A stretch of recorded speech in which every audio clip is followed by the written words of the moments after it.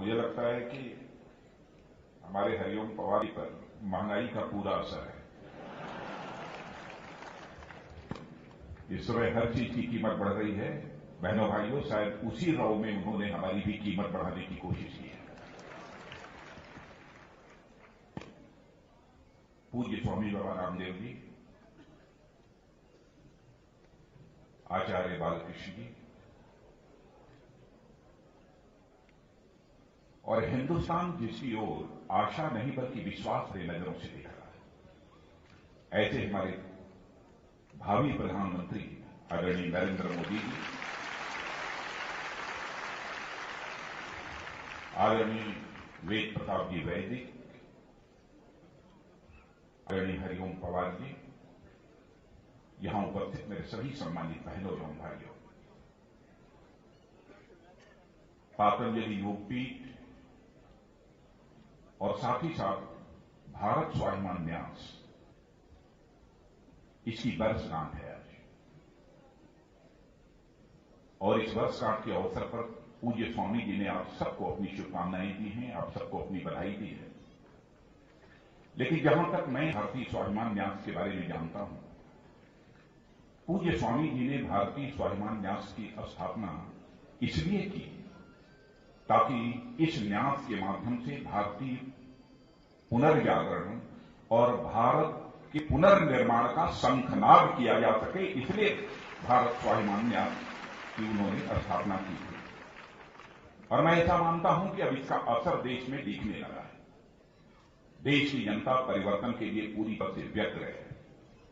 लोग चाहते हैं कि देश में परिवर्तन हो और साथ ही भारत एक हमारा विकसित भारत बने, हमारा यह स्वाभिमानी भारत बने, यह लोगों के दिल की तड़पन है। यदि हम विकास की बात करते हैं तो केवल आर्थिक विकास की बात नहीं करते हैं, बल्कि हम विकास की बात करते हैं तो आर्थिक के साथ साथ आध्यात्मिक विकास की बात करते हैं।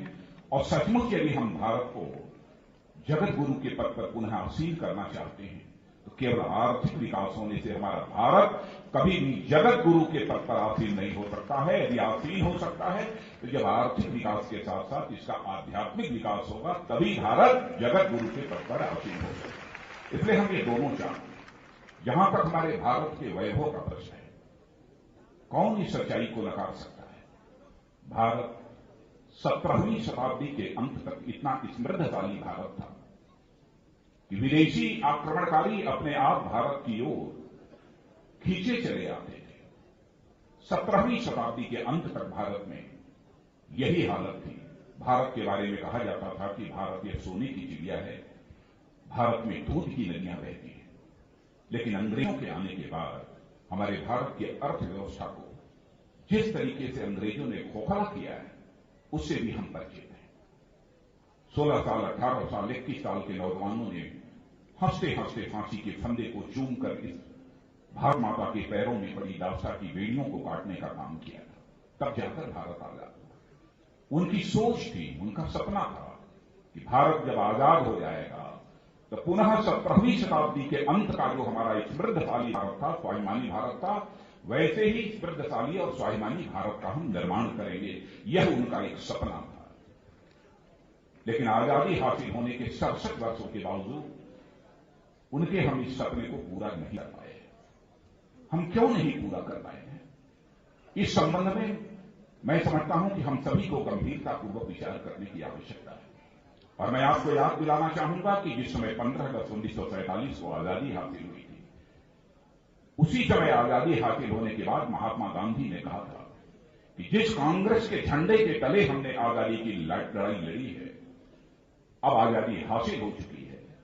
कांग्रेस को भंग कर देना चाहिए और किसी एक नई राजनीतिक पार्टी का गठन किया जाना चाहिए। लेकिन कांग्रेस के मित्रों ने महात्मा गांधी की बात को अनसुनी कर दिया, उनकी बात को नहीं माना। उसी कांग्रेस के नाम से ही हिंदुस्तान में पार्टी चलती है। 67 वर्षों में 55 वर्षों से अधिक समय किसी एक राजनीतिक पार्टी ने हुकूमत किया है तो वह कांग्रेस पार्टी ने हुकूमत किया है।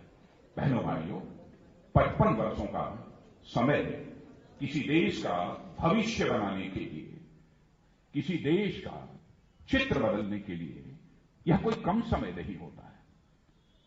और हालात इस प्रकार के पैदा हुए, प्रधानमंत्री तो बहुत सारे हुए, लेकिन मैं समझता हूं एक परिवार को छोड़कर जो दूसरे प्रधानमंत्री जो इस देश में हुए, उन्हें जो मान्यता प्राप्त होनी चाहिए वह मान्यता कांग्रेस की सरकारों के रहते नहीं प्राप्त हो पाई।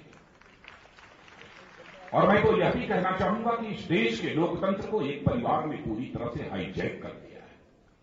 भारत में अभी गरीबी बढ़ी है, भारत में अभी बेरोजगारी बढ़ी है, भारत में अभी आर्थिक विषमता बढ़ी है।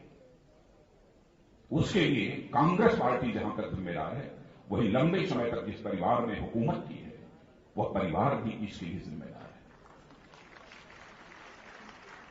हमें यह संकल्प लेना पड़ेगा कि हम भारत के लोकतंत्र को किसी के द्वारा हाईजैक किसी भी सूरत में नहीं होने देंगे।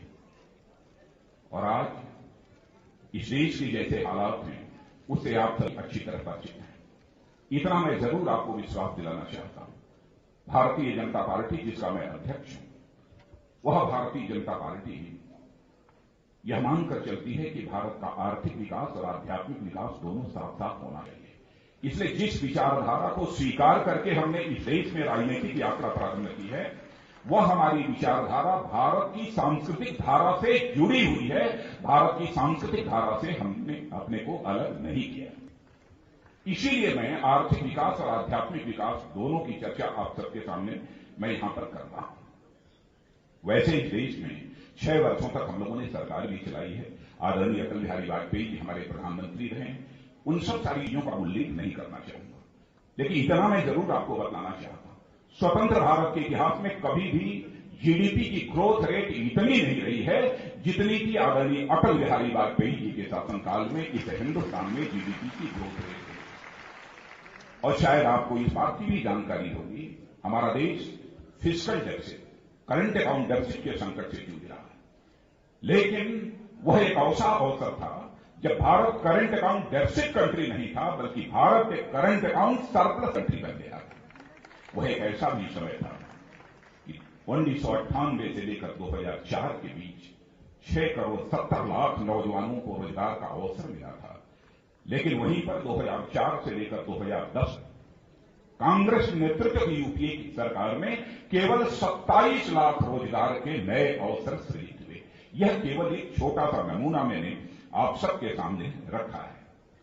बहनों भाइयों, हम कैसे विकास करेंगे, हम भारत को कैसा विकसित भारत बनाना चाहते हैं, बहुत लंबा भाषण इसके बारे में तो मैं नहीं करूंगा, लेकिन इस देश के दूसरे राज्यों में भी हम सरकार चला रहे हैं। एक राज्य हमारा गुजरात, कौन इस सच्चाई को नकारेगा कि सचमुच विकास के संदर्भों में आज इस हिंदुस्तान का मॉडल स्टेट यदि कोई कहा जाता है तो उस राज्य का नाम है गुजरात। हमारे मध्य प्रदेश में चले जाइए, छत्तीसगढ़ में चले जाइए, गोवा में चले जाइए, तुलना कर लीजिए। गवर्नेंस के मामले में, शासन चलाने के मामले में कौन सी राजनीतिक पार्टी सबसे बेहतर है। और मैं ही ये नहीं कह रहा हूं, भारत के ही नहीं बल्कि दुनिया के राजनीतिक विश्लेषक इस सच्चाई को स्वीकार करने लगे हैं कि भारत के अंदर अन्य राजनीतिक पार्टियों से बेहतर सरकार चलाने वाली यदि कोई पार्टी है तो उस पार्टी का नाम भारतीय जनता पार्टी है। यह सभी अब इस सच्चाई को स्वीकार करने लगे हैं।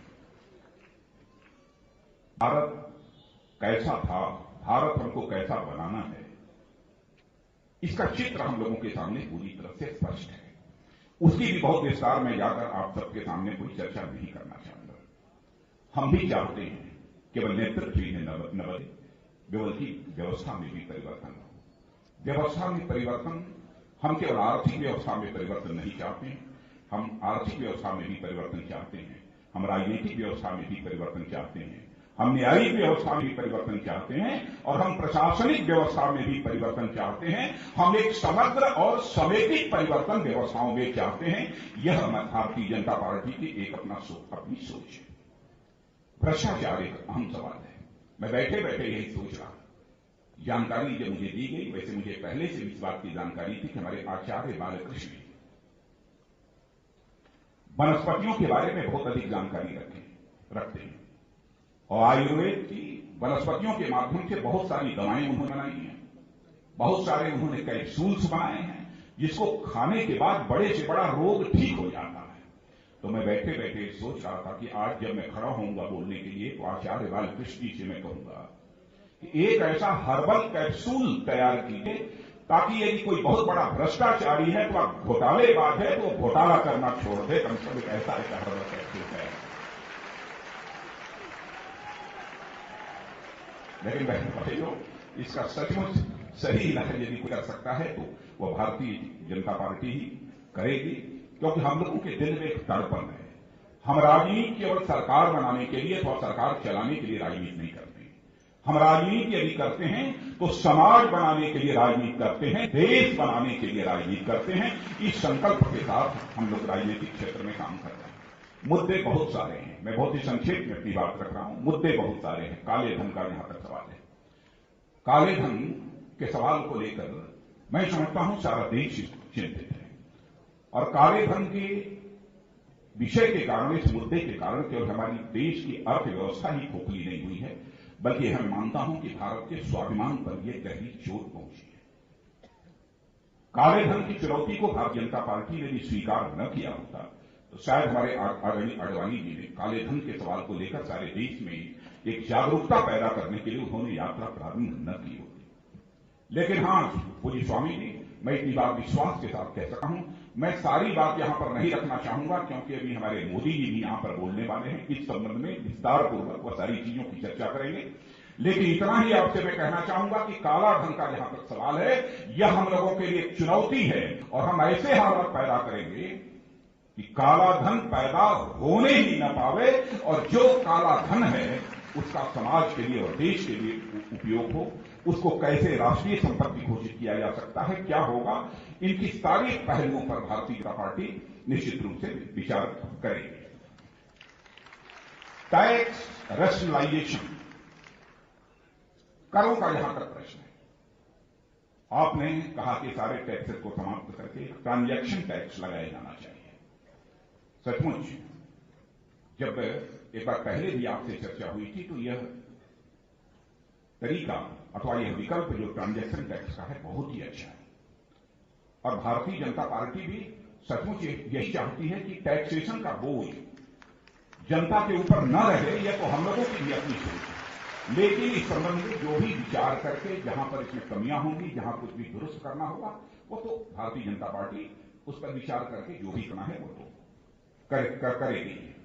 तीसरी बात मैं आता हूं किसानों के संबंध में। आपने कहा है, और मैं आपको स्मरण दिलाना चाहता हूं कि 2003 में जब भारत सरकार में मैं कृषि मंत्री था, बहनों भाइयों, मैंने अपने अधिकारियों को बुलाया और अधिकारियों को मैंने बुलाकर कहा कि यदि किसी दुकान का बीमा हो सकता है, दुकान जल जाने पर यदि बीमा कंपनी के द्वारा उसकी भरपाई की जा सकती है, उसकी क्षतिपूर्ति की जा सकती है, गाड़ी और मोटर का भी इंश्योरेंस हो सकता है, उसके जल जाने पर, बर्बाद हो जाने पर उसकी बीमा कंपनी के द्वारा भरपाई हो सकती है, तो क्या ऐसा नहीं हो सकता कि हमारे किसान के खेत की भी एक न्यूनतम आमदनी पहले से तय कर दी जाए?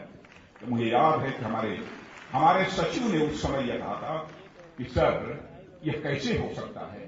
तो उस समय मैंने सचिव को कहा था, मैं तो नहीं जानता हूं, लेकिन इतना मैं जानता हूं कि परमात्मा ने जब इस धरती पर समस्याएं पैदा की हैं तो परमात्मा ने समस्या पैदा करने के पहले ही इस धरती पर उसका समाधान भी पैदा किया है। यह आप सबका काम है कि उस समाधान की तलाश कीजिए। और एक नई स्कीम उस समय हमने निकाली थी, लेकिन ज्यों ही यह हमने स्कीम 20 जिलों में लागू की थी, 2 महीने के बाद ही चुनाव हुआ और हमारी सरकार चली गई थी। कांग्रेस के कई मित्रों ने हमारी उस स्कीम की सराहना की है। उस स्कीम का नाम है फार्म इनकम इंश्योरेंस स्कीम, कृषि आय बीमा योजना। और बहनों भाइयों, हमारी पार्टी में इसको लेकर कहीं विमति नहीं है। भारतीय जनता पार्टी आएगी तो कृषि आमदनी बीमा योजना लागू करेगी। हम बुआई के पहले ही खेत की न्यूनतम आमदनी तय करेंगे। लोगों ने कहा काम बहुत कठिन है, लेकिन इसको किया है, हम लोगों ने एक्सपेरिमेंट किया है। तत्कालीन वित्त मंत्री जसवंत सिंह जी ने कहा यदि सारे देश में भी लागू इसे करना हो तो मैं अपने खजाने से पैसा देने के लिए तैयार हूं। यशवंत सिन्हा जी भी थे, सब लोगों ने इस बात को कहा, और साथ ही साथ न्यूनतम समर्थन मूल्य निर्धारित करने के लिए भी जो स्वामीनाथन कमीशन की रिकमेंडेशन है, C2 प्लस 50% की प्रॉफिट, अब इस संबंध में भी हम लोग गंभीरतापूर्वक विचार जो भी हो सकता है करेंगे। प्रश्न भाषा का है। हम इस बात सच्चाई को स्वीकार करते हैं कि भाषा व्यक्ति के सोच और चिंतन को भी प्रभावित करती है। व्यक्ति के सोच और चिंतन को भी प्रभावित करती है। हमारी जो भी मातृभाषाएं हैं, जो भी हमारी भाषाएं हैं, भारतीय भाषाएं, सारी भारतीय भाषाओं को प्रोत्साहन दिया जाना चाहिए। एक अपने शासनकाल का उदाहरण मैं बतलाना चाहता हूं, जिसका प्रस्ताव हमने तैयार किया था, लेकिन आगे इसको कैसे करना, क्या करना, किस रूप में करना, इस संबंध में तो हम लोग विचार करेंगे। देखो, उत्तर प्रदेश में जो मैंने किया था और उसको आगे लागू करने वाले थे, लेकिन वो नहीं हो पाया, वो पड़ा हुआ है अभी तक।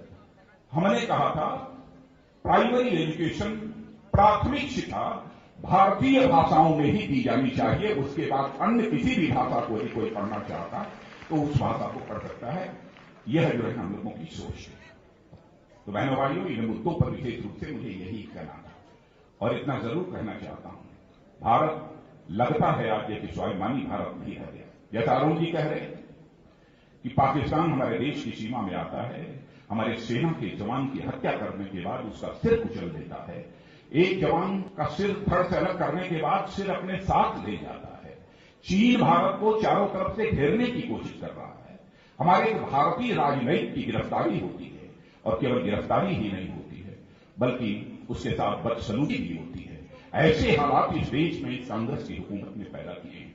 भारतीय जनता पार्टी की सोच है कि हम एक विकसित भारत का निर्माण करेंगे, एक स्वाभिमानी भारत का निर्माण करेंगे और ऐसे भारत का निर्माण करेंगे इस भारत का कोई भी सपूत दुनिया के किसी भी कोने में जाता हुआ दिखाई दे तो लोग यह कह रहे हैं यह स्वाभिमानी भारत का स्वाभिमानी सपूत है। हम यह आवाज दुनिया के मुंह से सुनना चाह रहे हैं और हम सारे लोगों की का विश्वास जिस नेतृत्व के ऊपर है, उस नेतृत्व की घोषणा भारतीय जनता पार्टी ने कर दी है और आपके सामने ये प्रत्यक्ष हमारे बैठे हुए हैं हमारे श्री नरेंद्र जी मोदी।